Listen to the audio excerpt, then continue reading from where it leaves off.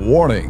Bitag Live Morning caters to mature audiences. Topics discussed are particularly on hot, timely, current issues purposely intended for Filipino viewers and listeners worldwide.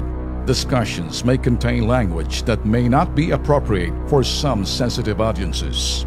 If you do not approve of the content listed above, please do not watch our videos.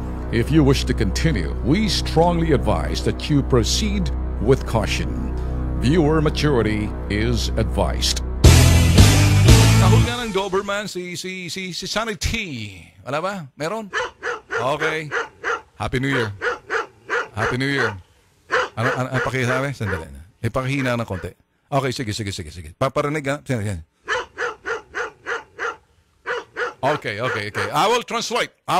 Kasama na si Sunny T sa Bitag Farm 2017. Sabi niya, ganare, hindi raw siya titigil sa pag-atake sa administrasyon. Lahat daw ng mga bala gagamitin niya laban sa administrasyon dahil yun ang sinasabing saysay ng oposisyon sa panahon ni Duterte. Tuloy mo, Santi. Sabi niya, hindi pa ako tapos kay Digong, sabi ni Santi. Santi, tuloy mo. Kurakot si Duterte, sabi niya. Tuloy mo, Santi. 2 bilyong piso ang kinurakot niyan ng panahon ng eleksyon. Pinaninindigan ko yung aking mga sinasabing bank account. Nagmamaang-maangan niyang presidenteng si Digong. Tuloy mo, Sanity. Na talagang kurakot yan. Totoo. Bakit wala kang ebidensya mapakita? Naghahanap pa siya.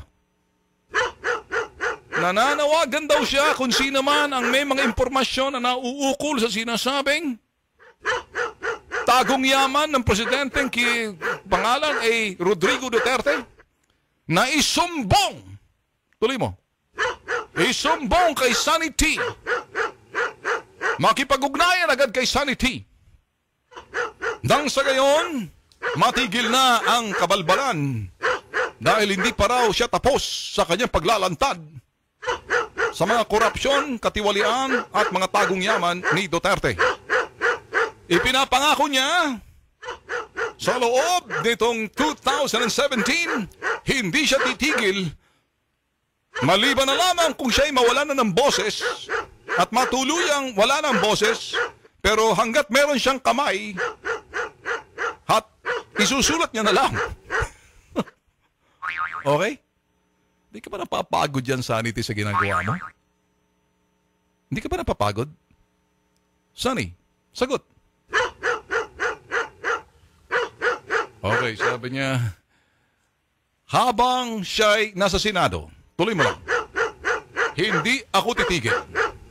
10 ng aking kasamahan, si Kolesterol, si Patay-Patay, si Kiko, at yung isang si Laila de Lima, kanyang kachokaran, kanyang partners in crime pagdating sa mga expository, mga news, hindi daw sila titigil.